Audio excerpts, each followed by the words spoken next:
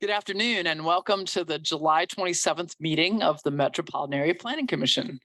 I will call the meeting to order and ask please for the introductory recording.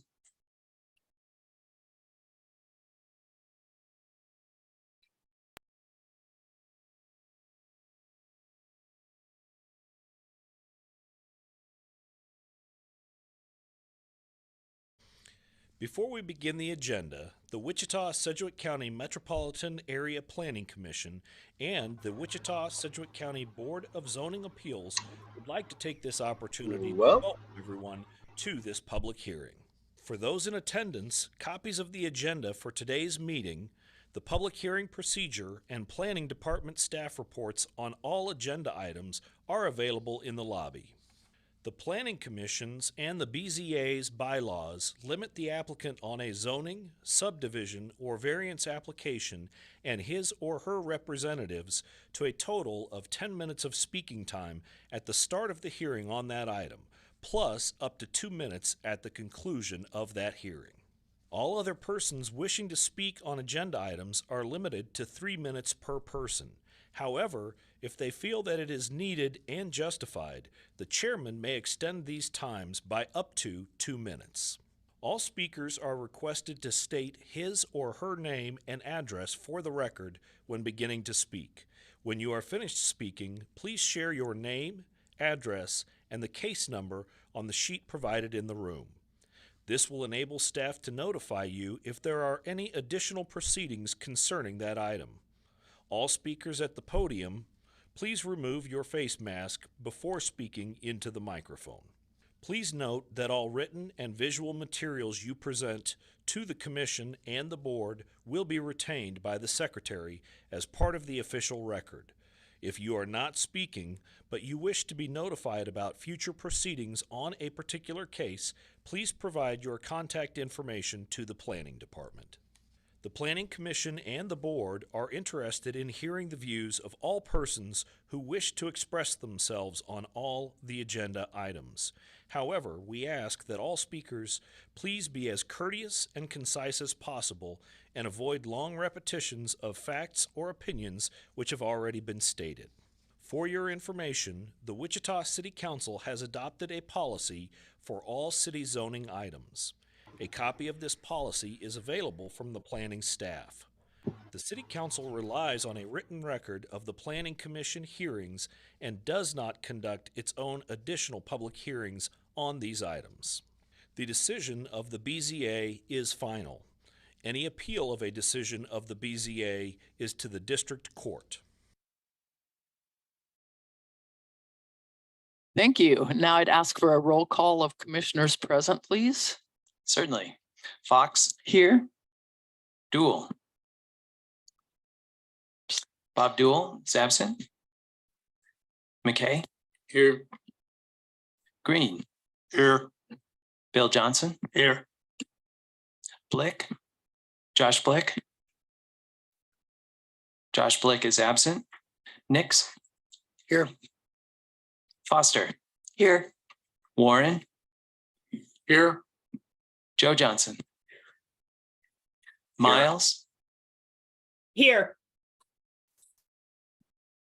Hartman. Here. Aldrich. Here. Williams Bay. Here. Show 12 members present and 2 absent. Thank you. You have received minutes of 3 previous meetings prior to today. So I would entertain first of all, motion for the June 8th meeting minutes. I showed Duels, Nix, Hartman, and Aldrich as absent on that date. Second. Motion from Commissioner Johnson, Joe Johnson, for approval. A second from Commissioner Green. All in favor indicate by saying aye. Aye. Any opposed, nay? Motion passes. I'll be abstaining. And those abstaining, as I named, Aldrich, Hartman, Nix, and Duell, 4 abstaining. Motion passes. There's 3 abstentions because Mr. Duell is absent. Okay. 3, so 12 minus 3. Yep, 9, 9, 0, 3. 0, 3. Thank you. Then we'll move to the June 22nd meeting minutes. I show McKay, Blick, and Nix as absent and abstaining. I would entertain a motion. Move to approve. Motion from Commissioner Warren. Second. Second, I heard Miles first. Second from Commissioner Miles. All in favor indicate by saying aye. Aye. Any opposed, nay? And that would again be 10-0-3. Thank you. This math is hard. Thank you. Motion passes. The third set of minutes is for July 13th, 2023. And I show Green, Blick, Nix, and Hartman as absent. Move for Move to approval. approve. Second. I heard a motion from Commissioner Joe Johnson and a second from Cindy Miles. All in favor indicating by saying aye. Aye. Opposed, nay. Motion passes 10-0-4. Well, no, we have 4 abstaining. I believe it's 903. 903. Because one of our abstentions is not present today. Thank you. We got it. We are warmed up crowd now. The next thing we will do is go through our agenda items for today and determine which we need to hear, which cases we need to hear. So the first item on agenda is vacation item 2023-00025 located at 333 South Ridge Road. Does anyone on the commission want to hear this case? Seeing none, does anyone in chambers want to hear this case? Seeing none, does anyone participating virtually want to hear this case? Vacation item 2023-00025. Hearing none, we'll take that item on consent. Item 3.2, vacation item 2023-00026. We're going to hear this item because of additional information since the subdivision committee considered it. Is the applicant or agent for this case present? Yes, okay, thank you. Move we approve item 3.1. I have a motion to approve from Commissioner Green. Second. Second from Commissioner Hartman. All in favor indicate by saying aye. Aye. Opposed, nay. Motion passes 12-0.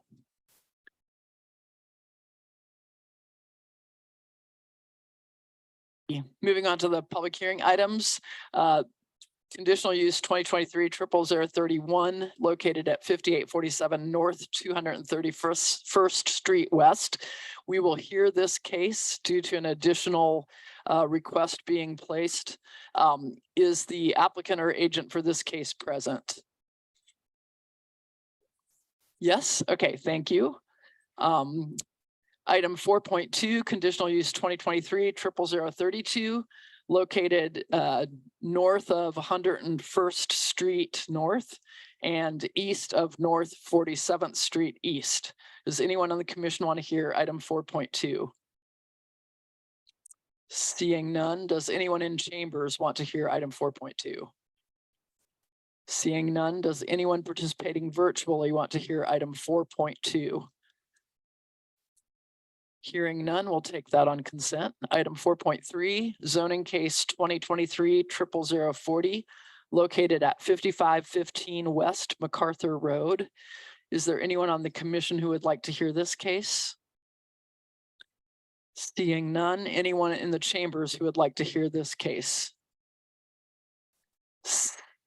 Yes.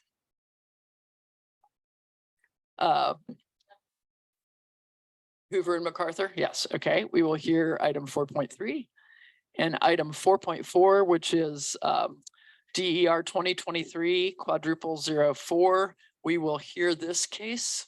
And can I have a show of hands of how many are here to speak on this case? Okay, got a couple. Okay, thank you very much. That takes, could I have a Move we motion? approve item 4.2. Second. Motion from Commissioner Green, second from Commissioner Foster. All in favor indicate by saying aye. Aye. Aye. Any opposed, nay? Hearing none, motion passes 12-0. That takes us back to item 3.2. Philip, I believe is. Madam Chair, do we want to address the BZA? Yes, thank you. We did have one case that was scheduled for the Board of Zoning Appeals today. That case had some requested materials that are not available and will be deferred indefinitely. For that reason, we're going to defer the approval of minutes that were slated for today as well, so we can handle both of those items at a future date to be announced. Thank you. And now Philip will present case 3.2. Good afternoon, Planning Commission. This is Philip Zevenbergen with the planning staff. 3.2 is coming before you with additional information that was given to planning staff after the subdivision committee considered this last week. It's not anything earth-shattering, a change in request.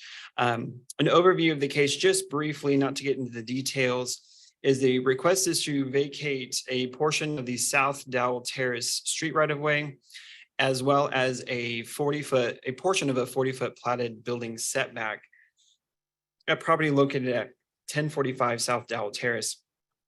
The purpose of the request is the individual at 1045 South Dowell Terrace is looking to do a garage addition. Paul, if you want to go to the aerial, please. And as you'll see, South Dowell Terrace is an unimproved road. It is actually the source of two driveways that provide access to 1045 South Dowell Terrace and the property to the east. This property owner would like to extend their garage out over, and the size of the garage would actually extend over their property line, their current property line, which is yellow. If the vacation is approved, South Dowell Terrace will be divided in half. A portion down here will go to the HOA, abutting Reserve A. The eastern half will go to this property owner, and then a portion of the western half will go to this property owner here, effectively extending his property line, which is why he wants to vacate the building setback to create this area in the box as buildable area in order for the garage addition. This subdivision committee reviewed this in addition to other information provided at the hearing last week. The action of the subdivision committee was to grant to recommend approval of the vacations. The conditions were that this whole area here that was the street right of way be retained as a utility and access easement. There are a number of utilities within there. You can see the sewer line, there's Evergy lines, there's a gas line. And the reason it was also retained as an access easement is there's a dam back here with the retention pond in Reserve A that is actually part of a larger portion of the overall stormwater management system for the watershed in the area as water flows out of there into the creek down here. And the dam needs to have access in order to be maintained. In the past, there was information provided that when vehicles have come to provide maintenance to the dam, they used this area of right-of-way to get to that access point, because any access along this property or this property, you have a very wooded area. It's not really easily accessible from any other position than the right-of-way here. And so it was, the applicant was amenable to it, of retaining that. The question that arises, based on how far over his property line, the subdivision committee granted 4 feet of this area here to not be part of that easement, to allow it to be buildable area to accommodate the size of his garage. The new information you have today, and it's on your table in front of you. I know the site plan's a little small to read, but I'll explain what it's showing. After the meeting, the applicant went to the surveyor he's been working with, and in discussion with him, it came about that his garage is going to extend over that line at its furthest point, 5.5 feet and not 4 feet. That was not details to the applicant's memory to recall during the meeting. And so in order to ensure the request is granted without having to come back and go through this whole process again, we're able to talk about it today and possibly get an alternate recommendation from this board over the subdivision committee. So let's talk about the access easement. The subdivision committee effectively allowed a 56-foot access easement because 4 feet of it would not be allowed. It's a 60-foot right of way.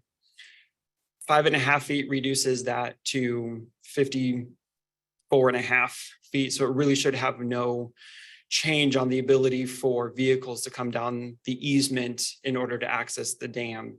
And so we're bringing it before you as a request to grant the new information and actually retain the easement minus 5.5 feet on the west abutting the applicant's property.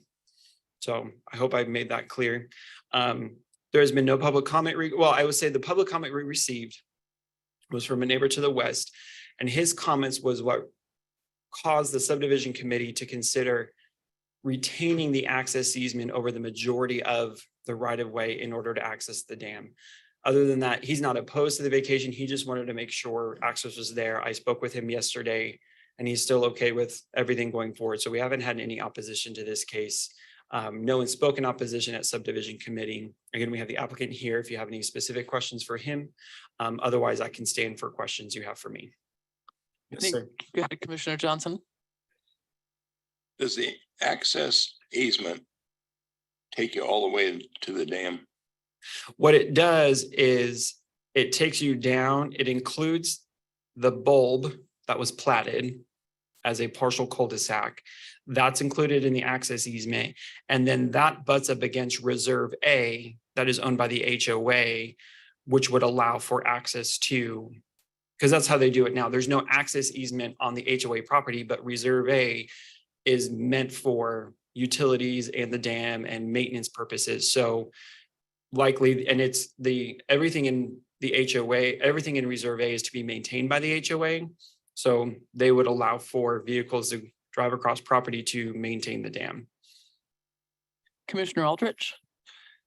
Instead of the 4 foot that the subdivision did, and you're saying 5.5 foot, would it hurt anything or cause any issues to grant 6 foot?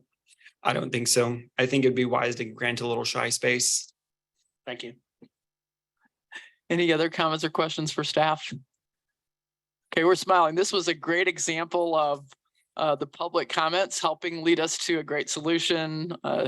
Commissioner Foster did a great job in coming up with a way to kind of split the difference, and we just weren't quite generous enough. So applicant or agent, would you like to speak on this matter in addition to what staff has reported? He doesn't indicate yes. Okay. Anything to add. All righty. Is there anyone in chambers who wanted to speak on this item in addition? Anyone participating virtually who would like to speak on this item? Hearing none, I'll bring it back to the commission. What's your pleasure?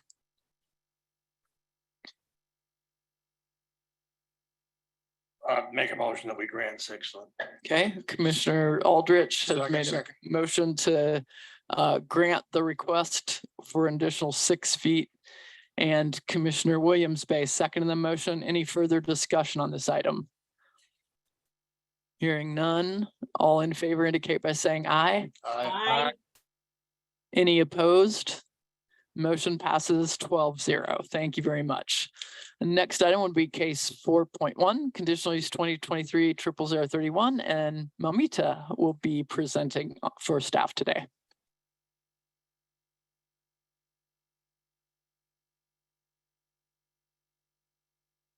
Hello, everyone. This is Momita Kundu from Planning, and I would be presenting Con 2023-31. The applicant is requesting a conditional use to allow an accessory apartment on the property zoned rural residential. The 36.95 acres of site is located at 5847 North, 231st Street West.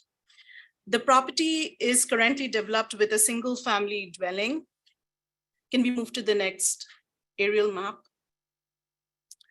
And it also has a detached shade. If you can move to the site plan. Mhm. The applicant intends to construct an additional dwelling unit north of the existing dwelling unit and convert the existing dwelling unit into an accessory apartment. The on-site sewer is provided by a wastewater lagoon that is located southwest of the existing dwelling unit. Water is provided by a well, a private well water source. The applicant has a new request which is not included in the staff report. They are requesting to have a separate water well for the accessory apartment. The case was presented at the Citizen Advisory Board 3 on 24th of July, 2023, and has been approved with this new request. If you move to the zoning map.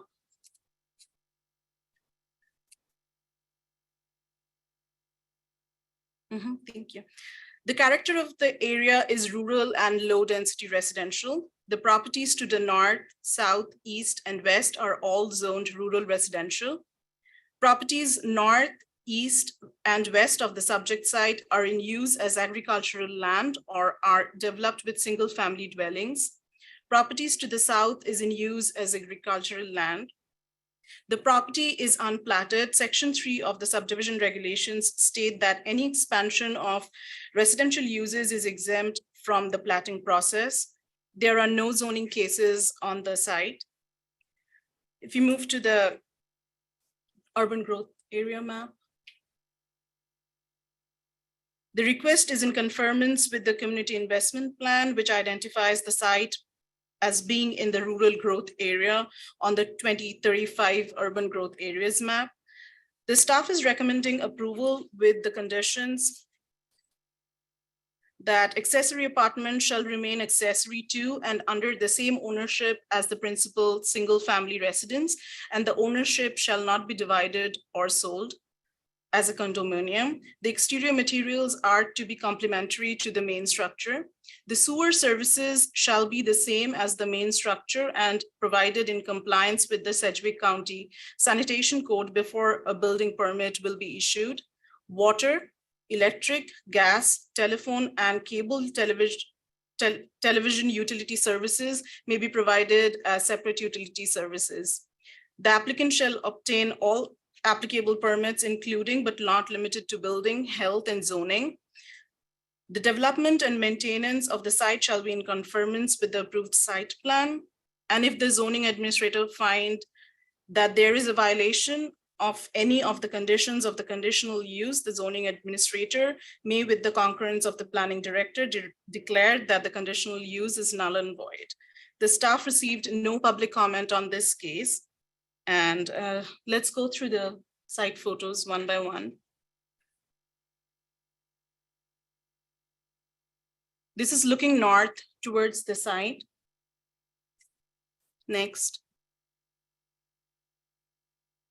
Looking north towards the location of the principal structure that has been proposed to build. Next.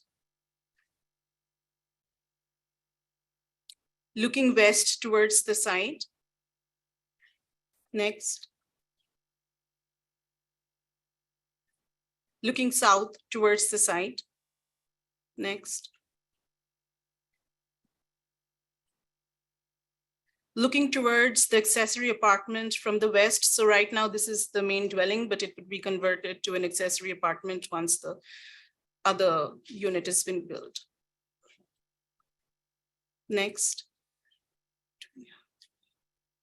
Okay. Looking northwest towards the site.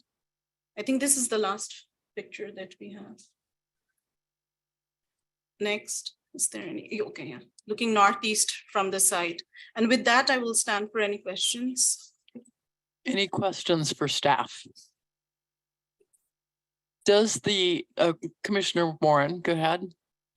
The first condition says that the property would remain under the same ownership. If somebody wanted to divide this off into a separate deal later, could they do that by going through a planning process, or is this not something that can never be divided with what we're doing today? They can do it through a platting process, and I will let Scott comment on that. Yeah, that's correct. They can do that through the platting process. They can do lot split or platted as multiple properties. And in that case, then I would know in terms of the accessory use, then you would have two separate properties. And if they're the right size, then they could each have a dwelling unit on them. Thank you. Any other questions for staff at this time? Thank you, Momita. Would the applicant or agent like to speak, please come to the podium and state your name and address and tell us about your project.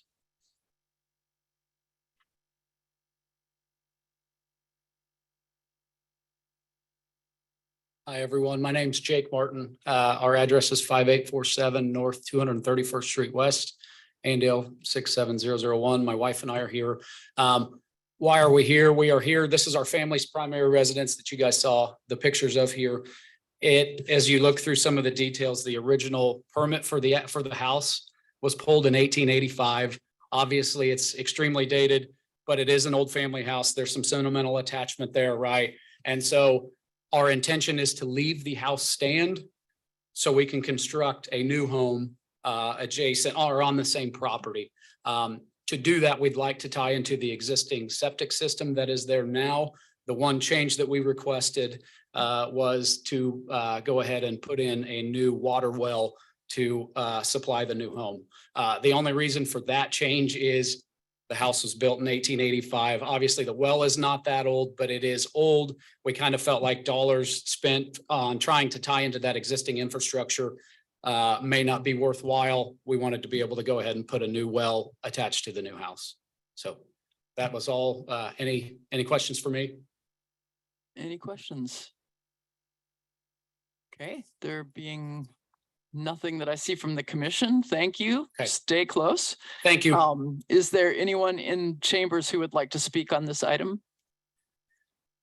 Anyone participating virtually who would like to speak on this item?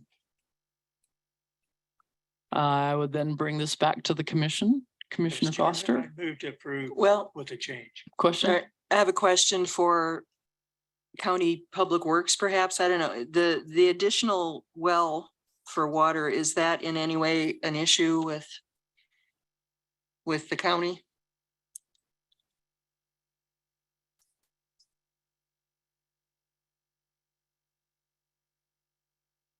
That would actually be a question for MAPCD, and I do not see a representative from MAPCD here.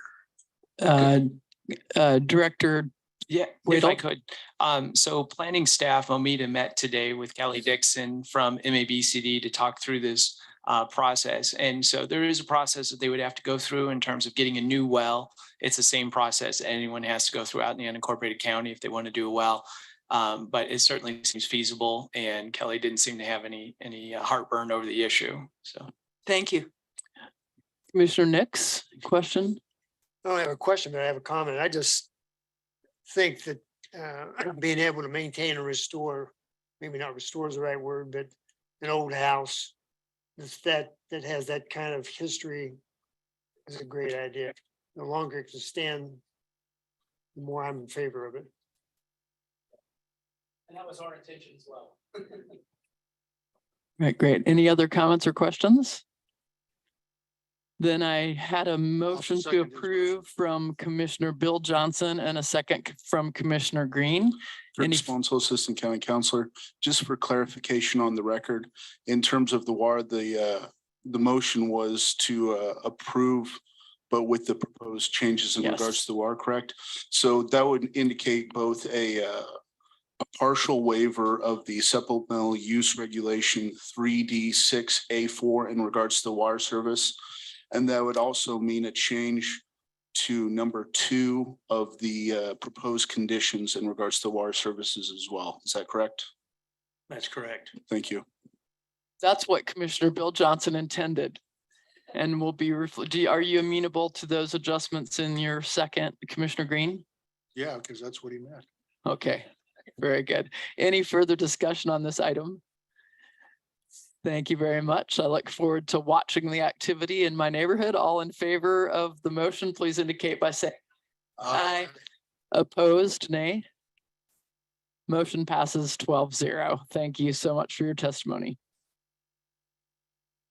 Brings us to item 4.3, zoning case 2023-00040, and Christina will present the staff comments. Good afternoon, everyone. Christina Reith, Associate Planner with the Planning Department. This is case number zone 2023-00040. The applicant is requesting a zone change from SF5 Single Family Residential to TF3 Two Family Residential. The property is 18.5 acres in size and is located at 5515 West MacArthur Road. The subject site is currently undeveloped. The applicant has indicated they're requesting the zone change for this duplex development. It is unknown how many duplexes will be developed on site. Should the zone change request be approved, there will be no change in setbacks, parking requirements, or maximum height. The only difference is that single family residence requires a 5,000 square foot minimum lot size, while TF3 Two Family Residential requires a 3,000 square foot minimum lot size per dwelling unit, or in this case, for duplex development, it would be 6,000 square feet. On May 11th, 2023, the subject site was annexed into the city of Wichita, and there are no zoning cases associated with this property. The requested zone change is in conformance with the Community Investments Plan. When you take a look at the 2035 Future Growth Concept Map, it identifies the site as appropriate for residential and employment mixed uses. The plan defines residential and employment mix as areas of land that will be developed or redeveloped by 2035 with uses predominantly of a mixed nature. Due to the proximity of higher intensity businesses, residential housing types within this area will likely be higher density. Duplex development is thus an appropriate use of land for this area. Based upon the information available at the time that staff report was prepared, staff recommends that the zone change request be approved. The recommendation is based on the golden rules that we all follow, which are listed in your staff report. I will go and skip ahead to the last one, which is opposition or support of neighborhood residents. And at the time the staff report was prepared, staff received one comment in regards to the requested zone change, and that's attached in your staff report. Let's go to the site photos, please. This is looking east towards the site. Next slide, please. This is looking south towards the site. Next slide, please. This is looking north away from the site. Next slide, please. And this is looking west away from the site. And with that, I will stand for questions. Questions for staff at this time? Seeing none, we'll ask the applicant or agent, please, to step forward and tell us about your project. We'll need your name and address, and you have 10 minutes. Thank you. My name is Tim Chad. Address 2326 North Lakeway Circle in Wichita, Kansas, 67205. Along with myself and my brother, David, we're proposing to develop 18.49 acres in the MacArthur, east of MacArthur and Hoover Road for a multi-family community. It's really pretty simple. Our goal is just to provide quality, affordable housing for that area. We still think inventory is very low. Just want to build a very nice product and offer folks in that area that have purchased a duplex, lease a duplex, or purchase one side of a duplex. That's really what we want to accomplish. Okay, any questions for the applicant? Commissioner Warren? Yes, sir. Do you have any thoughts to the letter that we've got concerning traffic and? You know, right there's 2 lanes in all directions. Obviously the infill, the way engineering is going, where it looks like 60 to 70 units, we're going to save that northwest corner for possible commercial down the road. I wish I could give you an answer that I knew what was going to happen with the roads, but I just don't have that information. It's not, I'm not pertinent to that information. I'm sure there's studies done by the city and the county on traffic, on what needs to be done as far as improvement on roads, widenings, but sir, I'm sorry. I don't know how to answer that. Thank you. Thank you. Stay tuned. You'll have a chance to come back. Now I'll call for any public comment on this item. If you want to make public comment, please proceed to the podium. give your name and address, and you have 3 minutes to speak.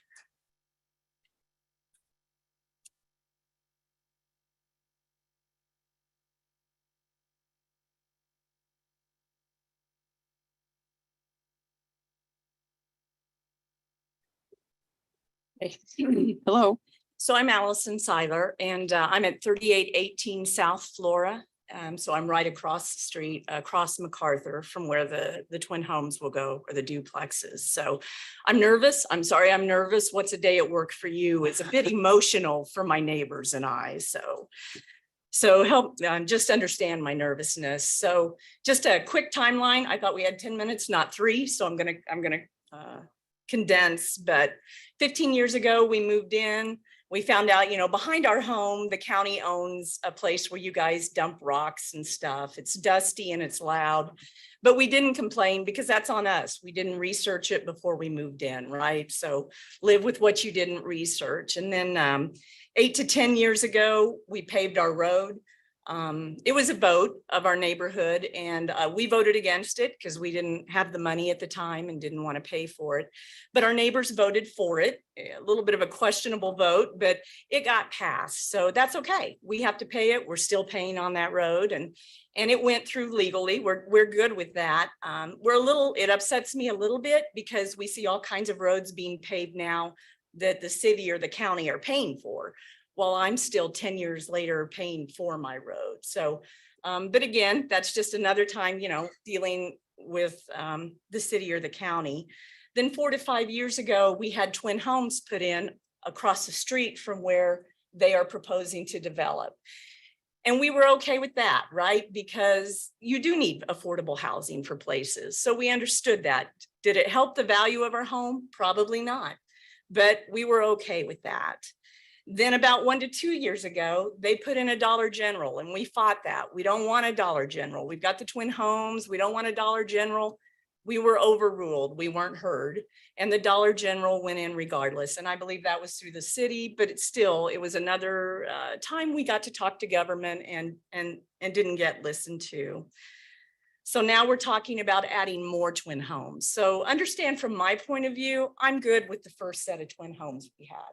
I'm good sharing the community, it's okay, but enough is enough. I mean, you can do a simple Google research and see that rental homes lower your value almost 14%. You can go to realtor.com and find that out. So we've already had one division of twin homes put in. Let's build the twin home somewhere else. We've had ours added. And I would just say that as I've spoken to all of my neighbors about this, and I've spoken to a lot of neighbors, and I've said, what do you think about these twin homes? And nobody wants them. I mean, I see the room isn't very full here today, but nobody wants them. And I was like, well, why don't you come to the meeting and let's just share that we don't want another set of twin homes. We're happy with what we got. We're happy to share our neighborhood with the new people, but we don't want any more. We want single family residential. That's what we're looking for. And your time is up. Is there one more, any other concept that you could quickly? Yeah, I just want to say that their response was, well, it won't matter if you go anyway. And if that doesn't at least worry you guys a little bit, it should make you a little sad. The constituents feel that way. And I would ask that you listen to what we're saying, and instead of ruling us, why don't you represent us? We don't want another twin home division. So we're asking you to please represent us in this. That's it. Okay, thank you. Can you use the mouse to show us where your home is relative to this? You said on the other side of MacArthur. I'm down here. Okay, so it's kind of north of Dollar General, but on the north side. Right. Okay. Exactly. Commissioner Johnson? Could you show us with the cursor where the other twin home development Right over is? here. These are all twin home. I think it goes clear down to over here. And what's across the street? Just single family? Yeah, all of this is single family. I mean, to them. Oh, here? To the Yeah, east. everything is single family except right through here. Yeah, in the red is twin homes. This will be twin homes. Everything else is single residential, single family residential. The developer indicated that they will be looking to sell as well as rent. And as price points of homes have gone up, duplex is more of the entry point. The fact that they will look for owner occupants as well as renters, does that have any impact on your views? It doesn't. It doesn't. You know that some of them are going to be bought for renters. Are you, can I ask him a question, or are you going to own these, or are you selling to You somebody can't else? ask him a question directly, but you can. Oh, I'm sorry. He can respond to your Right. concern in a rebuttal. Right. So the question is, are they the single owners at this time, or are there investors? Okay. Any other questions for the speaker? Thank you for your testimony. Is there anyone else who would like to speak on this item? Anybody else who wants to speak on this item to the group? Okay, is there anyone participating virtually who would like to speak on this item? Hearing none, applicant or agent, if you'd return, you have 2 minutes to respond to what you've heard. The response to the question is my brother and myself will develop and build these out. And real simple, with interest rates on the rise, entry-level folks that want to purchase a home, it's much easier for them to get into one side, 1,200 square feet, 3-bedroom, 2-bath, 2-car garage. We're going to look at all avenues, but our goal is to keep these properties or sell them. There's no other investors. It's myself and my brother. Commissioner Aldrich? Yes, sir. I'm just curious on the northeast part of the property, there's like a wedge sliver. What is that? Is that access to the big ditch? That is the big ditch, the Valley Center floodway on the east side of the property. There is no access from this said property that we're developing to the big ditch.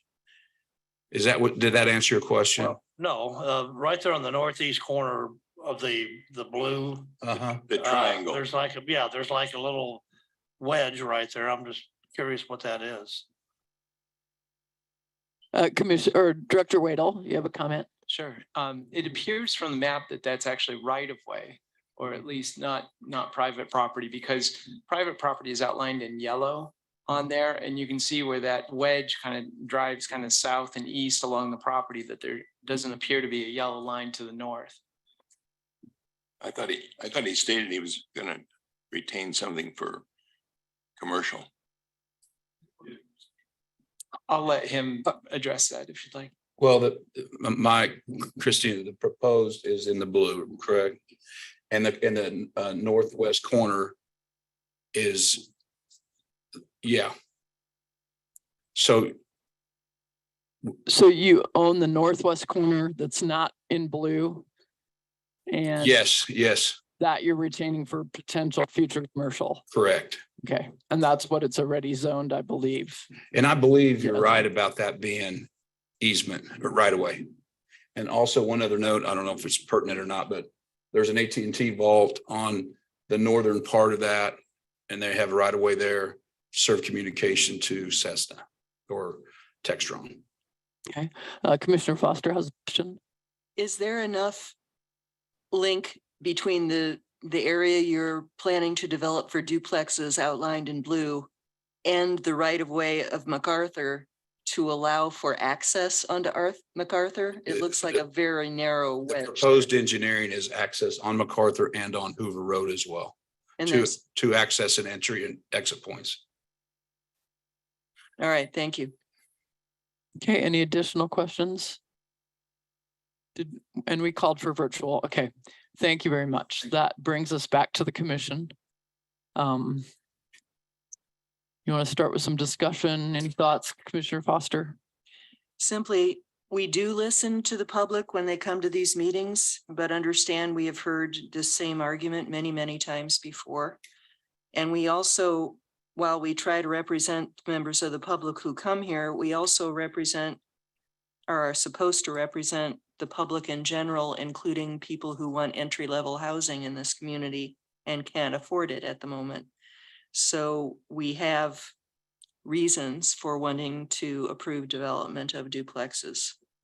Also, just for my personal perspective, I live in a neighborhood with single-family homes and apartments and duplexes and commercial all on the same block.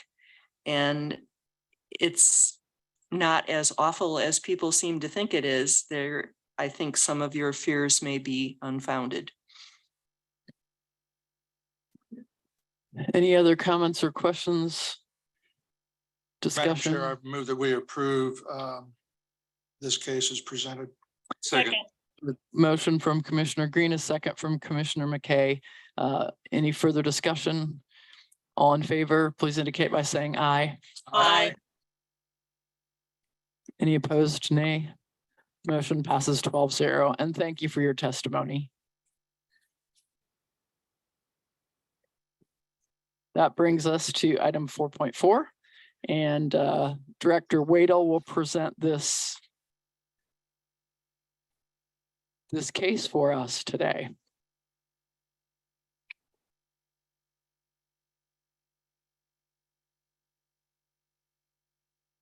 All right, we're going to give folks a chance to get the PowerPoint loaded on this one, so might take just a little bit. But I can do the introduction. Again, Scott Wadell from the Planning Department. The item before you is consideration of an amendment to the Unified Zoning Code. This amendment would specifically make changes to the Old Town Overlay District.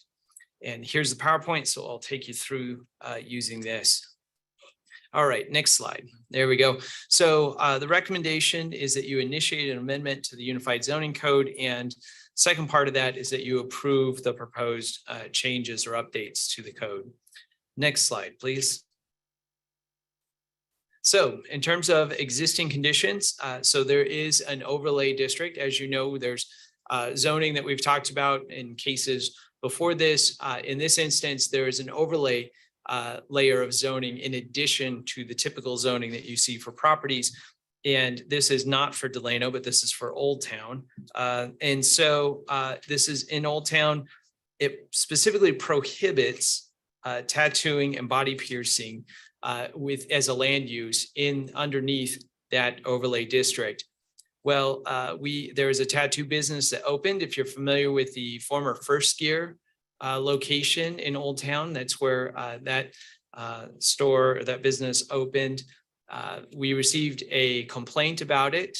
We went out and evaluated it, confirmed that it was a violation of the zoning code, and provided notice to them. As part of this process, a community dialogue started up about whether or not the business should be allowed to remain. We received feedback from the Old Town Association that their preference was to allow that business to remain and to look at options for how that could be done. We have been in dialogue for quite a while about what the preferred option is. And after some conversation also with MAPC Advanced Plans and then back to the Old Town Association, the preferred option now is to update the overlay district for Old Town in order to allow tattooing and body piercing as a land use there. So this slide shows you the map of the Old Town Overlay District. You can see that it is one large area, but then also there's a number of areas that have been included in it, including one of them being the anchor, as well as a business further south of Douglas. Next slide, please. So in the zoning code, I know you can't read this, but what I've highlighted is that the specific text from the Old Town Overlay District that does not allow for tattooing and body piercing. Next slide, please. So in terms of events, I've explained kind of where we've been so far. This is just a slide to show you kind of the sequence of events about how we got here. Next slide. So as part of that dialogue with the Old Town Association, they also commented that they were fine with having tattooing and body piercing, but there were some conditions that they would like to see attached to that, so that any of those operations operating in Old Town would have to comply with. And they are these two. Number one, that they would be operated by appointment only. And number two, that they would operate between the hours of 10 a.m. and 10 p.m. So they could not open earlier, could not be open later than that. So that has been included in the recommendation to you. Next slide. In terms of process, The public notice did go out, so it was distributed to every property within the Old Town Overlay District, as well as properties within 1,000 feet. So the notification area is quite large for this case. We are holding the MAPC public hearing today. If you vote to approve it, then it will go forward to the city council and then later to the county commission, because again, it's a joint zoning code, so it would go to both. Next slide, please. So again, the recommendation is that you initiate the amendment, and number two is that you approve the proposed zoning code changes. And with that, I'll stand for any questions. Commissioner Johnson. Scott, under what approval process is it there right now? It is, the tattoo business is currently in violation of the zoning code. We have suspended the enforcement actions as we are looking at a solution to get them into compliance. And this is the preferred solution at this time. Well, but did they get a building permit? No, sir, the building was already there. My understanding is that they have simply leased the space. Thank you, Commissioner Nix. You had a question? So if I decide to get a tattoo, Scott, probably not going to happen, but if I decide to do it and I go up and knock on the door, turn me away and tell me to call me for an appointment, is that what it is? In a manner of speaking, yes. So they would have to operate by appointment only. Yes. Commissioner Warren. Scott, when this was presented, the advanced plans, there was some theory behind that appointment. Do you want to elaborate on that? If you'd like, sir, and then I can follow up. It'll take two places of business, sometimes have lines that becomes a place to loiter. And so if they were doing it by appointment, or loitering around the business. So that was the concern the other businesses had. And that's why if it was on an appointment basis, it would make that or reduce it. If you have lines, probably somebody's going to open up next door. If they I have to used go to by work in the restaurant business anyway.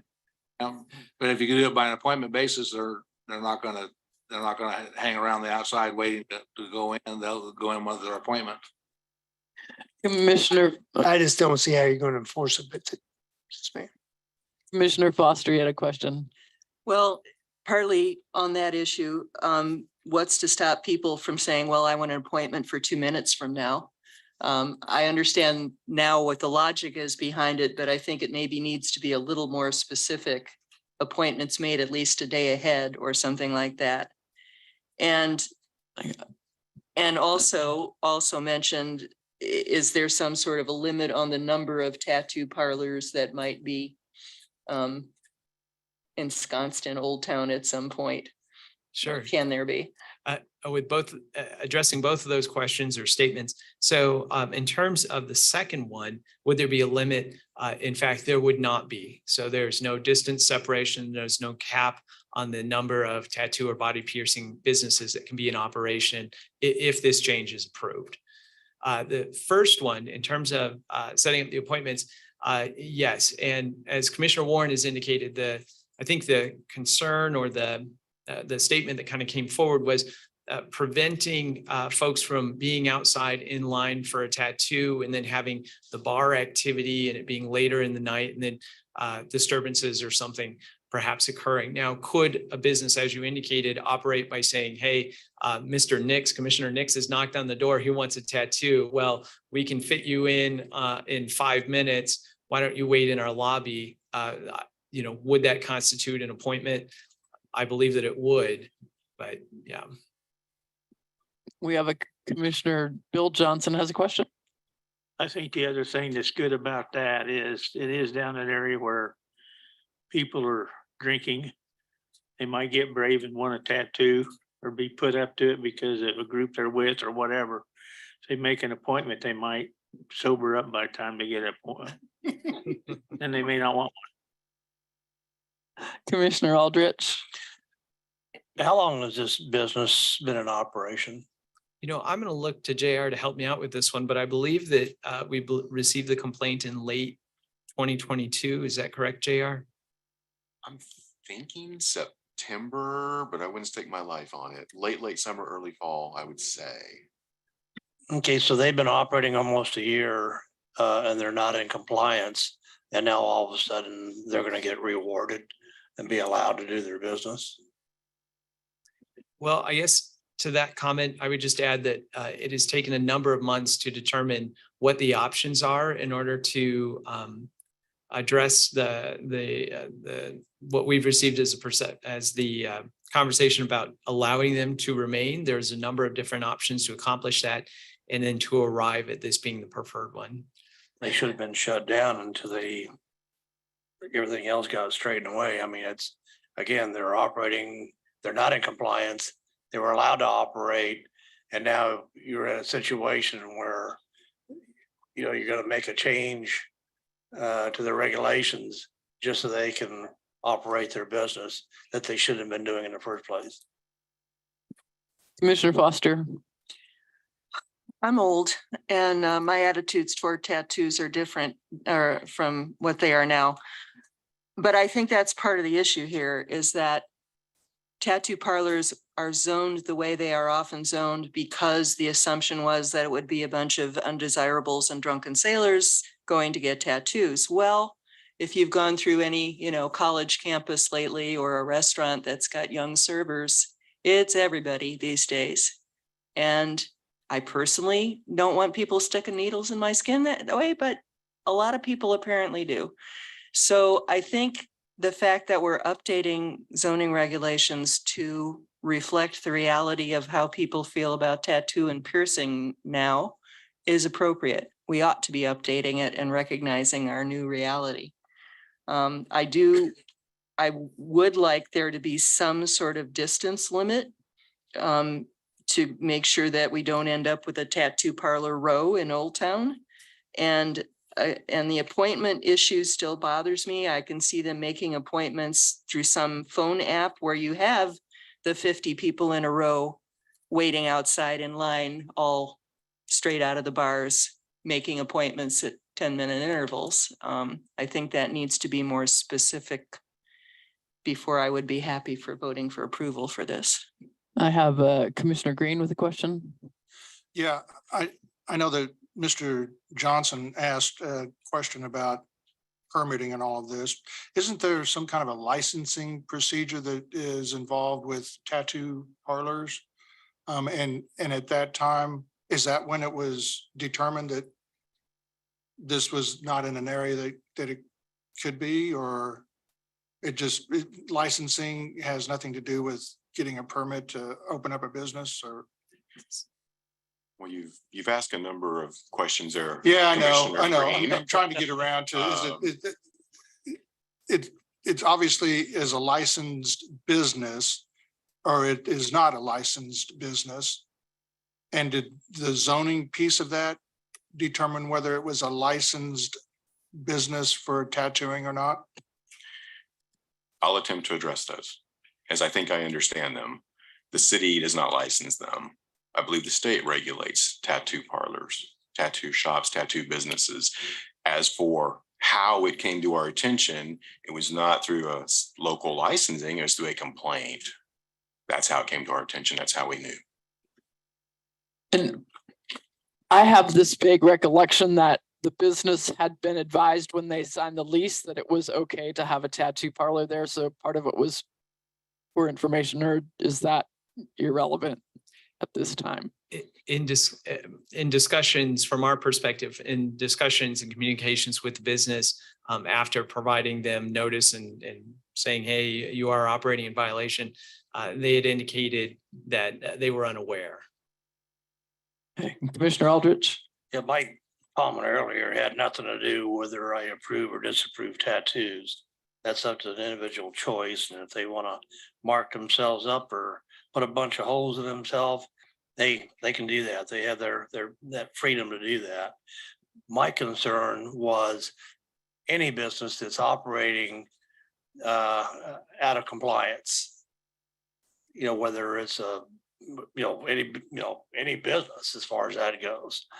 And then if they get caught where they're not supposed to be operating, and all of a sudden you start changing the rules around where, hey, it's okay, to not abide by our ordinances or our statutes or the zoning codes. We'll just fix the zoning codes to allow you to continue doing what you're doing. That's what bothers me a little bit about it. I can care less whether somebody wants to get tattoos or not. Commissioner Bill Johnson. Scott, remind me how many years ago it's been. A lot of this property was industrial zoning and it was down zoned because of Delano. I can't speak to the whole history of it, but in a quick review of the files, it appears that the overlay district largely came into place as it is today, somewhere around the early 90s. So it appears 91, 92, somewhere in that time frame. So prior to that, there was a lot of industrial buildings. And it is my understanding that there was, warehousing and industrial activities that were taking place prior to that. Secondly, I can remember, I can't tell you when, but when we first heard about licensing or doing whatever with tattoo parlors, it wasn't against it, wasn't for it, didn't make no difference because they're the same way. I'm not going to get poked with a needle unless I have to. But I'll be truthfully, when we went through that whole ordeal over tattoo parlors and piercing, I didn't think they would survive. So that shows you what I know. All right. Mr. Cox, you had a comment that you wanted. Okay.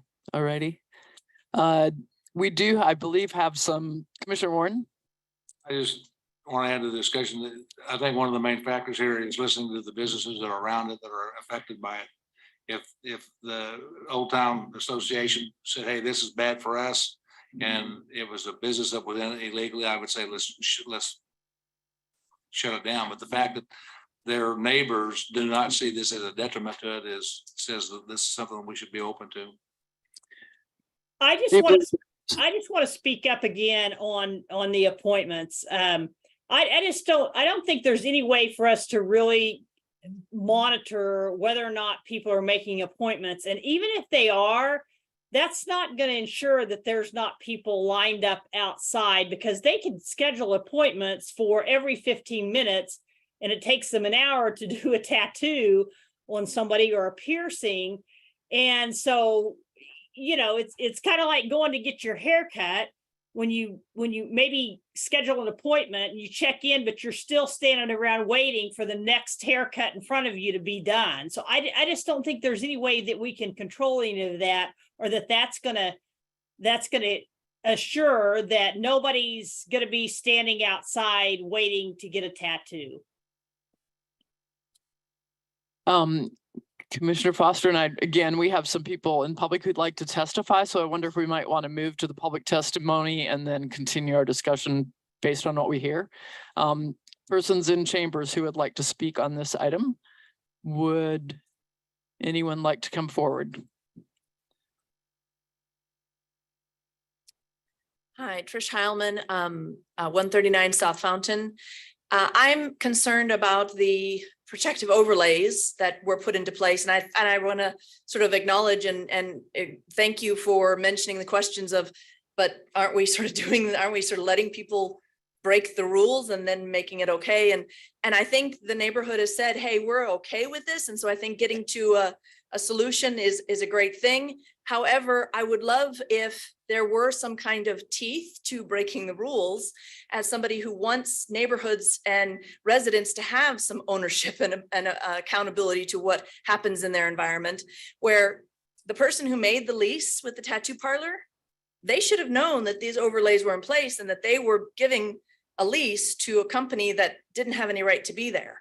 So along with maybe changing things so that the tattoo parlors are allowed, and maybe you guys are incorporating some things about so many within a zone or whatever. I don't know. That's not my business. That's a neighborhood business.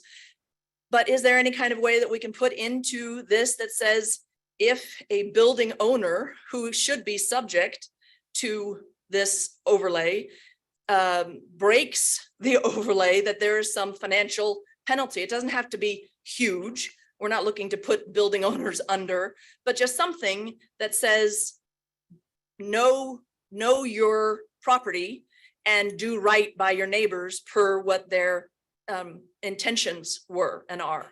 So that's just my thoughts as a resident who really loves the ability of our city to do overlays so that residents get to have a say in what their environment is like.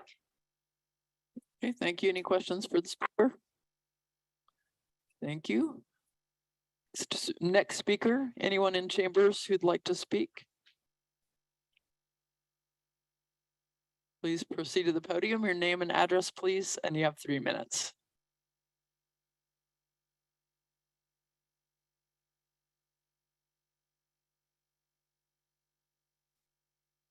Hi, I'm Deborah Fraser. I'm the president of the Old Town Association and from 121 North Mead in Old Town. The appointment part is intended to provide an enforcement tool of some sort. There's something that can in the future be used by officials. As president of the OTA, I plan to make the zoning overlay something that our businesses are aware of, because they are not. It is just, you wouldn't know, you would believe all of the structure, the parameters that are on those businesses as far as what kind of sign they can have and how the lighting can be on the sign and the shape and we have so many rules in place. I think it is the association's responsibility at this point to make businesses aware. And I think that the delay on, that company doing business there, it's my understanding they haven't really been able to do much business. They couldn't advertise, they couldn't put signage.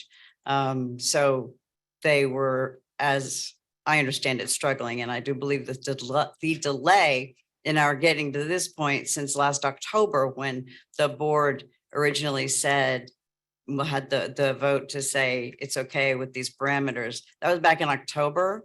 And I don't think it's the business's fault that it took this long. And I think that they're doing what the city told them they could do. So I'm not saying, sorry, Scott, but any questions? Okay, so I guess any questions for Deborah Fraser? I guess I would ask, so the businesses in the vicinity in general don't have opposition or have agreed that this would be a good solution to allow the tattoo parlor as a new element of the overlay. Is that accurate?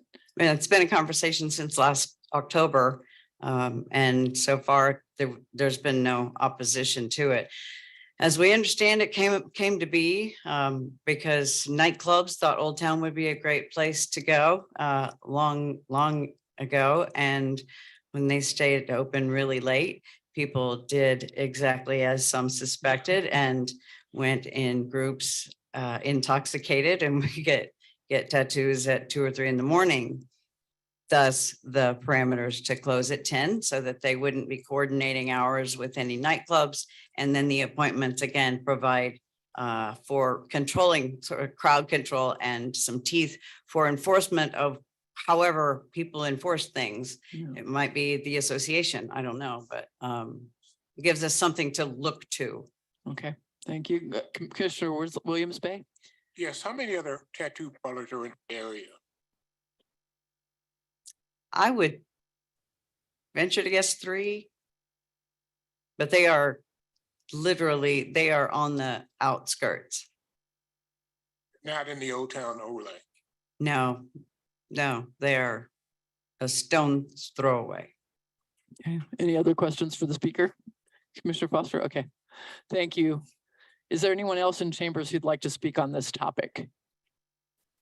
Is there anyone participating virtually who would like to speak on this topic? I would. Okay, can you give us your name and Yes. address, please? And you have 3 minutes. Yes. Okay. My name is Brooke Russell, and I am an owner of Pavement Properties in Old Town, as well as a co-owner of Public at the Brickyard in Old Town. And we are less than a block away from this tattoo parlor.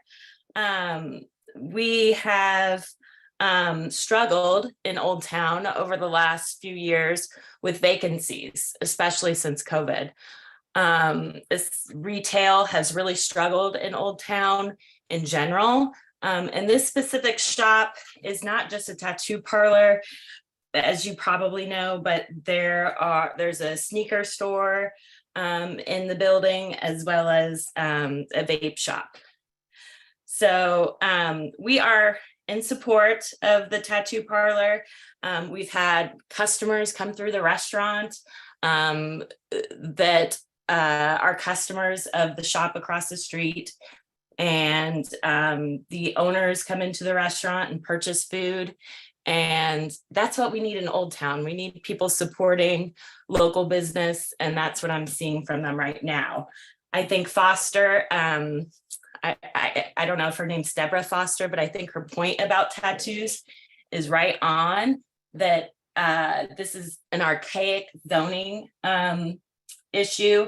And I think that the culture has grown past it. And so I think from what I understand, there are no business owners in Old Town that are opposed to this tattoo shop or other tattoo shops. The reason why we talked, I'm also on the Old Town Association board, and the reason why we talked about these conditions was because we did want to kind of curb the idea of late night tattoos in the district. And if there is a long line, we want to be able to report it. But other than that, we see no issue. And let me tell you, rent in Old Town is not cheap. So I don't foresee a big, I don't foresee a big rush of tattoo shops in Old Town. If people can afford the rent, then and the parking fees that we pay, then I guess they have a right to open a shop there. But a shop is better than a vacant building, which I have plenty of those around me too. Thank you for your testimony. Is there any questions for the speaker? Are there any additional persons participating virtually who would like to speak on this item? Yes, my name is Matt Lashley, and my son Blake is one of the owners Matt, of the. Could you, Yes, could you give us your name, your full name and your address, please, for the record? That'll allow us to keep you hooked into this discussion as it goes forward as well. yes, sorry. My name is Matt Lashley, MATTLASHLEY. My address is 511 Fawnwood Court, Wichita, Kansas, 67235. Thank you. And now you can proceed. Okay. Like I said, my name is Matt Lashley. My son Blake is one of the owners of the sneaker store in this area. The answer to the questions about the lines and everything, there's never a line out there because the way that Ty does tattoos, he averages about 3 tattoos a day. So there's not lines outside of people rushing to get in there. An average tattoo takes about 2 hours.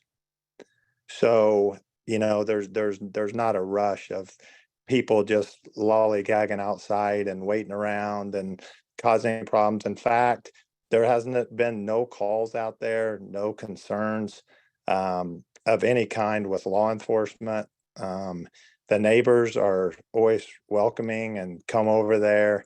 But if you go in, you have to kind of understand what this is. It's a store that's opened all the time. The sneaker store is opened all the time. So the tattoo shop is just a little part inside of the sneaker store. And then to address one of the gentlemen that said that they were illegally operating, they were given permission to operate until the clarity of this. So once they found out and all that, the city gave them time and did not force it. So actually, they weren't in violation of anything because they were given time for this hearing right here, if that makes sense.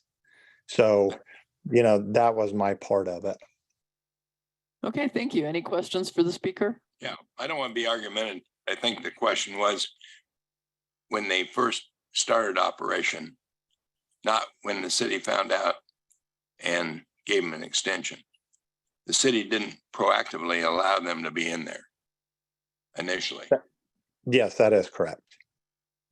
Thank you. And I will state one more thing, I'm sorry, but on the licensing that some gentleman addressed was they have been completely licensed through Topeka. They come down, they check out the area, they make sure that the entries and exits and all that. So they are actually technically licensed from Topeka legally to do this.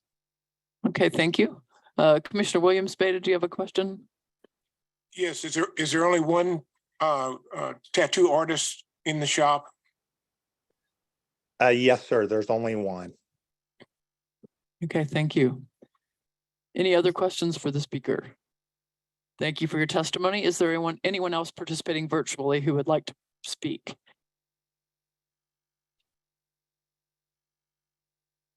Okay, let's bring it back to the table. Commissioner Foster. I know I brought up a couple of the questions that have been under discussion.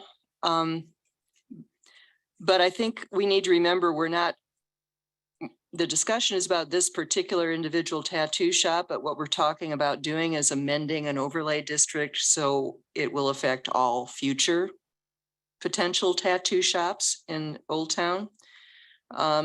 So I'm less interested in the specifics about this business and more interested about the general impact that this amendment would have on the future of Old Town. And having said that, I think I understand Commissioner Aldrich's point about not rewarding a business that's been in violation, but A, I'm not sure how you punish the landlord without punishing the business. B, I don't think it's our role to punish. And C, I'm pretty sure we can't retroactively go back and change the rules to punish someone for something that isn't in our venue anyway. So having said all that, I think the amendment as presented is worth implementing. If future problems to develop, we can amend the amendment, we can continue to make additional changes if necessary. I move that we approve this amendment as presented. Second. I have a motion from Commissioner Foster and a second from Commissioner Green. Any additional discussion on the item? Ready to call for a vote? I'm going to try to call for all in favor. Please indicate by saying aye. Aye. Aye. Aye. Any opposed? Nay. Aye. Have one opposed. And Commissioner Nix has left the meeting, so that would be motion passing 10-1. Thank you. Commissioner, you're also I want a question. okay.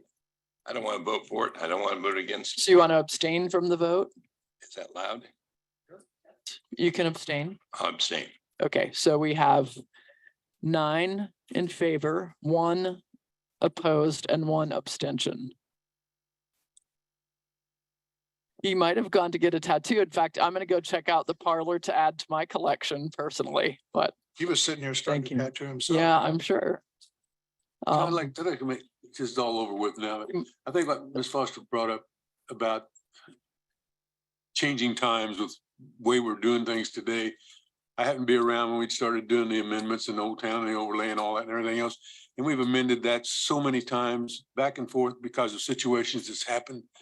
And I would hate like fury to say you can only have so many in an area, because if you do that, what would that do to Old Town if it started running into the restaurant business and the alcohol business and the stuff? Because, when Old Town was started, we had to amend a whole lot of things. Parking regulations weren't, that's why they built the parking garages and stuff in there, because none of them conformed because of the past zoning of industrial where they didn't have to have all that stuff. So I think it's just one step forward. Well, and I want to punish the people who take action, before we do anything, because they're property owners and have a right to. Maybe it's So, time. where's the enforcement happen? It's really in our code division, correct? It is. And, in short, the process is that if we receive a complaint, we will go out and observe whether or not that's actually happening. If we verify that, then we provide notice to the property owner about the violation, and we give them typically 30 days, 15 days, okay, depending 15 to 30 days to resolve that situation and keep in dialogue with us. In this instance, as noted, during part of the situation with this is it's kind of complicated about we got input about allowing the business to operate and a desire for that, and looking at the variety of different options that were available with the zoning code. And I think that's reflected in the conversation that we had at advanced plans, not with this proposal, but with the prior proposal. So yeah, it's been quite a dialogue. Well, maybe in today's culture, you might want to look at revising the unified zoning code. Well, we are in many instances, correct, Scott, looking at some changes. We are, and that's been to a variety of things. I can't think of a time when we've had as many changes to the zoning code coming up and taking place or in consideration. We have nightclubs, we had daycares, we've got this one in Old Town, Airbnbs, short-term rentals is another one, and each of them is complicated in their own way. So, but what I neglected to say with the enforcement is, so we give them a certain amount of time, specified amount of time to get corrected and get in right with the zoning code, or to get in dialogue with us about how that's going to happen. If either of those are unsuccessful, then we will continue to take it to court, and that is where the penalties are assigned. Okay, thanks for the clarification on that. Now we have a item, non-public hearing item. Mary Hunt will present the Sedgwick County Capital Improvement Program, or introduce it so that we can understand what's coming up for our community. Well, Mary? Good afternoon, everyone. I'm Mary Hunt from the Planning Department. Today we have Sedgwick County Public Works going to be presenting on the county CIP, which is a 5-year program, and that begins in 2024 and goes out for 5 years. So with that, I'm going to ask Lynn Packer, the Public Works Director and our county engineer, to come up and kick this off. Welcome, Lynn. Thank you, Mary. Planning Commissioners, good afternoon. I'm here today with Paul Kavanaugh. He is the manager of our Project Services Division to talk about our 2024-2028 Capital Improvement Program. Next slide, please. So currently we're about halfway through the budget and CIP approval process. Public hearings will come up next, followed by budget adoption, which includes the capital improvement program itself. Next slide. So why do we do this to you every year and just make your long meetings even longer? It's not my idea. State statute 12748 mandates that the Planning Commission make a determination that our CIP is in conformance with the current comprehensive plan before we can construct any of the projects listed in the program. So again, not my idea, but we go through it. And also, you know, it's just a nice way to know what's going on in the area and what's going on. Next slide. So the current community investments plan was adopted by the Board of County Commissioners on January 16th, 2016. And I believe the city also approved it around that same date, maybe the day before. The plan sets out the goals and standards that kind of guide our projects. And we're here today seeking a finding from the commission that our CIP is in conformance with this plan. So at this time, I'm gonna have Paul come up and present the facilities and drainage projects. And then I'll come up afterwards and talk about the public works projects.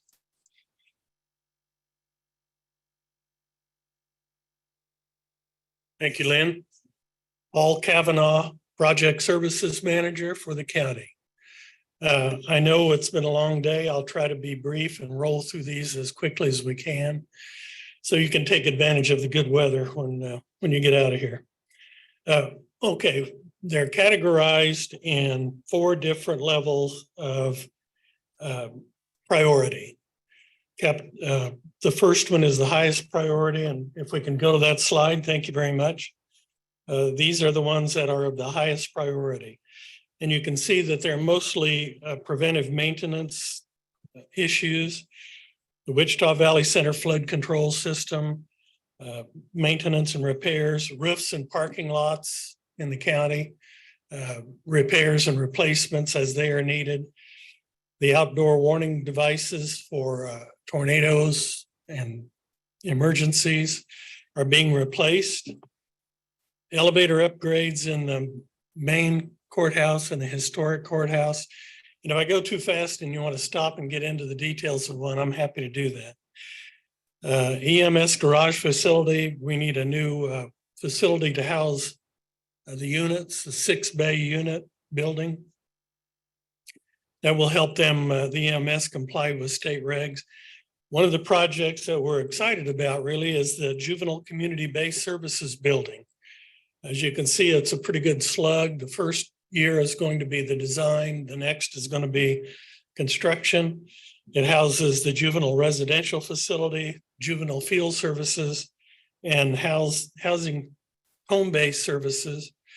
The JFS is losing their facility, their lease down at the Old Harry Street Mall. So they decided to maybe consolidate all of these juvenile services into one area, one facility on the juvenile campus. So we're excited about that. ADF domestic water heater replacement, that's the Sedgwick County Jail adult detention facility. We've got 6 huge water heaters that are phased out to be replaced. The ages are 12 to 25 years old and they are worn out. Next slide, please. Very easily, ADF dishwasher exhaust duct is worn out, has holes in it.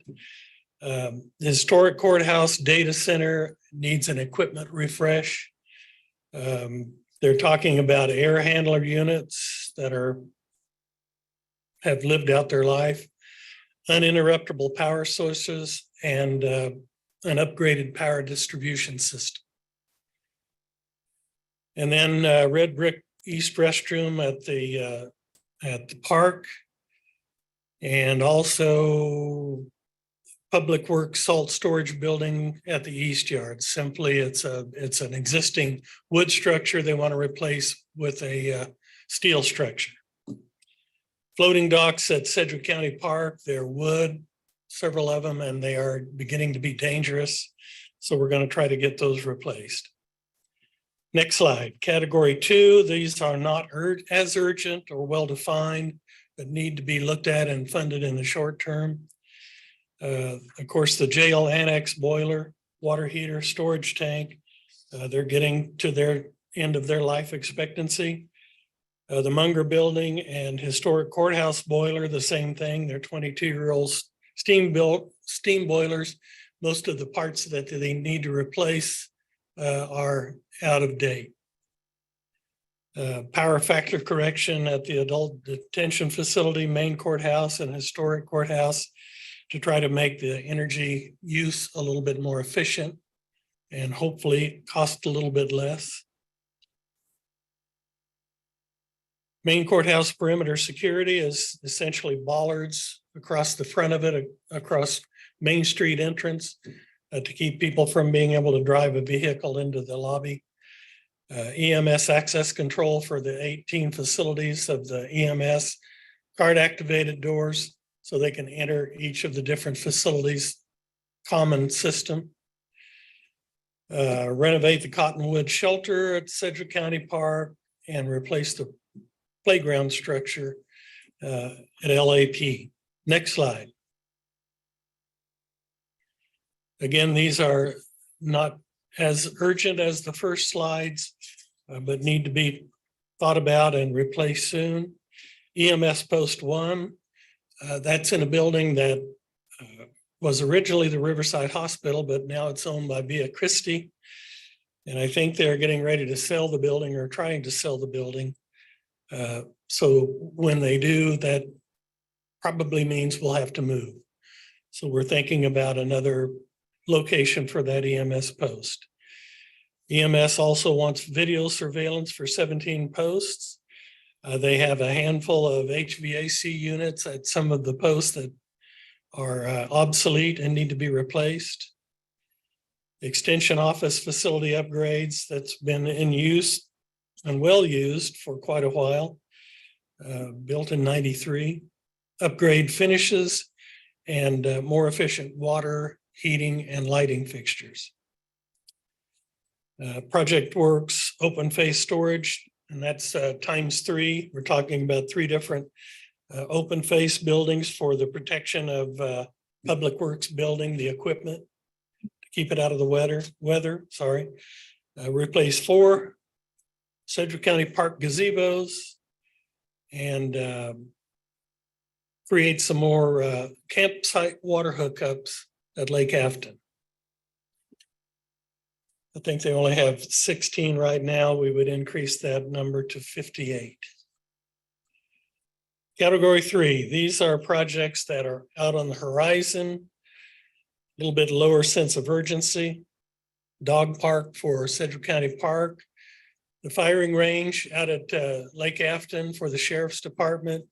The building out there is experiencing some structural damage, and we're talking about boosting up that foundation. The EMS at 4 posts, we would like to put in emergency generators that are natural gas driven, so they have a more permanent source of power. Renovate the EMS administration building, that's in sore need of a renovation. Boundless Playscape rubber base replacement at the park, say that 3 times. And then the Judge Riddell Boys Ranch space development. We're talking about putting a disc golf course and some other activity things out there. Let's see, next slide would be category 4. These are projects that are on the watch list. We need more information on a lot of them, but they are not as critical as the ones you've seen to this point. BAS replacement and ADF HVAC retrofit. That's a digital control system on all of the HVAC systems, environmental controls in the ADF to try to reduce the amount of energy that we're spending in that facility. Juvenile file storage conversion in the main courthouse. Also stairwell door assembly updates for fire rating. Main courthouse, the district court is already in a pretty sizable remodeling effort for the district courts.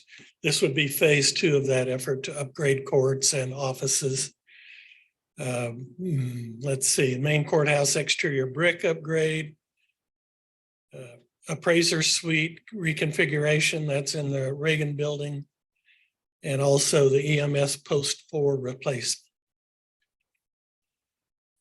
And after that, we've got project types and funding sources that are pretty self-explanatory. Any questions that I can fall back to or revise, relook at? I'm trying to make this as entertaining as I possibly can, but you know how it is. Commissioner Aldrich? I got a quick question. Yeah. What do you got a backup plan in case the state decides they're gonna cap the taxes and stuff? Yeah, that list of 4 goes out to like 6 or 7. We run out of money, Yeah, we would have to revisit it, Commissioner Green? I know we haven't seen the city's CIP program yet, but when it comes to public safety, say EMS, are there any efforts being made to coordinate the construction of, say, new police substations and or fire stations with county EMS and or county sheriffs whenever there is that something that is maybe a duplication of efforts? Understood.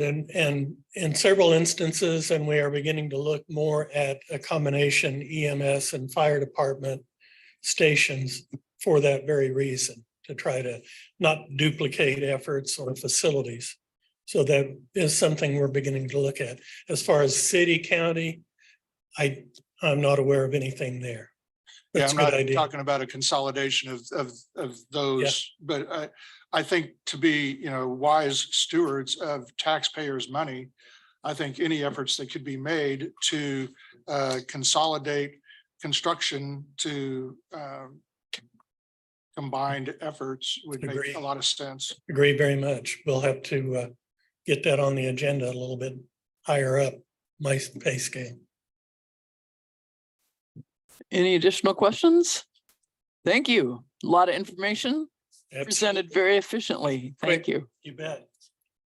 Now let's hear about the other part of CIP, Yes. Lynn. Next slide, please. On to the Public Works Road and Bridge Infrastructure. Next slide. So just a quick background. Some of you already know this or have heard it, but we have 609 miles of roads that we maintain in the county and 603 bridges. We maintain more bridge structures than any other jurisdiction in the state other than KDOT. And we now have 19 miles of multi-use paths in the unincorporated county. And that's just in the unincorporated county. I think it speaks a lot to how those paths have just bloomed over the last decade or so. And on average, Sedgwick County roads carry over 1.5 million vehicles per day, vehicle miles per day. Next slide. So as for our projects, we have 4 major categories or purposes for the public works projects: to maintain, to enhance, to expand, and add quality of place. Next slide.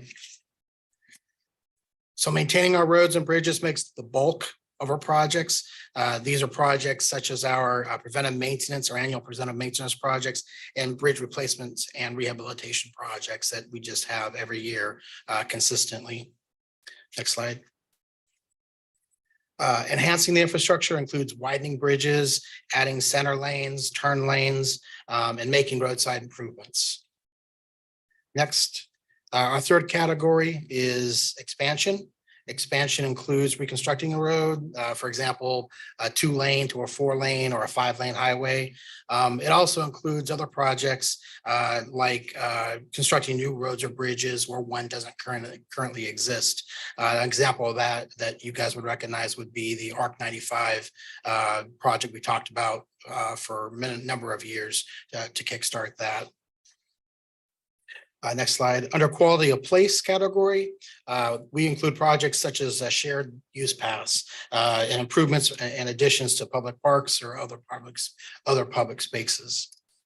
Next slide. So in public works, we have 2 main goals with our projects. The first is to perform preventive maintenance about every 6 years on our roadways to maintain them.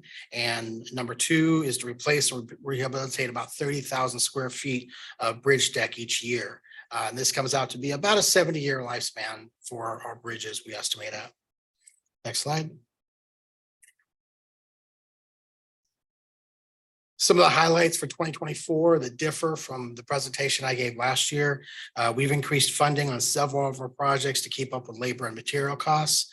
I think that's going to be a consistent theme throughout all these presentations on the CIP you'll hear. We eliminated funding to replace the 63rd Street Bridge over the Ark River. You may remember about 2 years ago, we did emergency repairs on 63rd Street South between Hydraulic and K15 over there north of Derby and east of Hayesville. We're expecting the repairs that were done there, we were able to get a little bit more done than just the immediate repairs. So we think we gained about 15 years of life, additional life out of that bridge. So we've canceled the rehab project that was going to be actually occurring next year. And we've added about 6 new bridge projects and 3 new road projects to the CIP in the outer years. Next slide. As noted, maintaining our roads and bridges makes up the bulk of our projects. We are spending about $59 million on these types of projects and the proposed CIP, a 5-year CIP total. Next slide. For bridges, We have one rehab project that we're constructing in 2025, and that's the Seneca Street Bridge over the floodway. The goal is to get at least 20 more years of life out of that bridge. That'll be another one that will be a pain to close when it does come time. So my goal is 20 years, or at least by the time I retire, I'll let others take care of it. We've programmed 23 bridge replacements at a cost of over just $18 million over the 5 years. So we have a total of about 24 bridge projects planned throughout the county at a cost of just under $21 million. Next slide. So enhancement of the roads. Road enhancement projects total almost $37 million in this 5-year CIP, and includes projects such as the North Junction. You guys are all familiar with that. That's going on right now, the gold phase, and the upcoming East Kellogg improvements as well. We also have 2 shoulder widening projects and 11 road reconstruction projects. Next slide. We continue to invest in the future expansion of the road system with funding of the Northwest Expressway, and KDOT and the county plan to contribute $1 million each year of the CIP. The cities of Mays and Goddard have been contributing since the beginning, and they've agreed to continue to reimburse the county $5,000 each year for their contribution of that project. Next slide. For quality of place, the Maple Street Bike Path project is the current project addressing quality of place. This is a $1.55 million project that actually complements 2 Wichita projects to improve Maple Street in the next 10 years. The majority of the funds for this project will come through WAMPO, with construction scheduled for 2025. And next slide. So in summary, Public Works portion of the CIP totals about $124 million over the 5-year period. We have $59 million for road maintenance, $21 million for bridge, $37 million supports enhancement of the infrastructure. That's about 30% of the budget. $5 million we will contribute to locally supports expansion via the Northwest Expressway. And you'll notice there's a $10 million total noted for that project. But I noted $5 million is local, $5 million is coming from KDOT. And we have $1.6 million for quality of place, which is about 1% of our total budget overall. So on the next slide, as I mentioned before, we need to find that we're requesting a finding that we're in conformance with the community investments plan. And there are 2 goals for transportation projects in that plan. The first goal is to preserve and maintain a safe, cost-effective, and reliable transportation system that strategically supports the economic growth, vitality, and quality of life aspirations in our community. Next slide. We feel that we've met that first goal. We have a CIP that will, it's already considered, we're maintaining roads that are already considered in good condition. We have $80 million total proposed to be spent on the existing roads and bridges over the 5-year period, and that represents about 65% of the total budget funds we've requested. Next slide. The second goal of the transportation within the community investments plan is to improve and increase the movement of goods, people, and information with better connectivity and mobility options in our community. And the next slide. We feel that we've met that goal to invest with the investment in the Maple Street Bike Path project, and as well as the long-range planning of the Northwest Expressway. The proposed bike path will connect Paz and Goddard with Wichita, and the Northwest Expressway would create a new route simplifying connections between Eastern and Western Sedgwick County. And almost last slide. Next, please. So today, based on the information that we presented here and the backup that you guys have been provided in advance of the meeting, we're requesting that the MAPC make a determination that our CIP is in conformance with the current comprehensive plan. Slide. I appreciate your time. Paul and I are willing to stand if you have any questions for either of us. Questions? Commissioner Green. How much of your portion of the CIP budget with roads and bridges is made up of gas tax revenue? All of our, I can't say all of it, but the majority of our projects come from that revenue.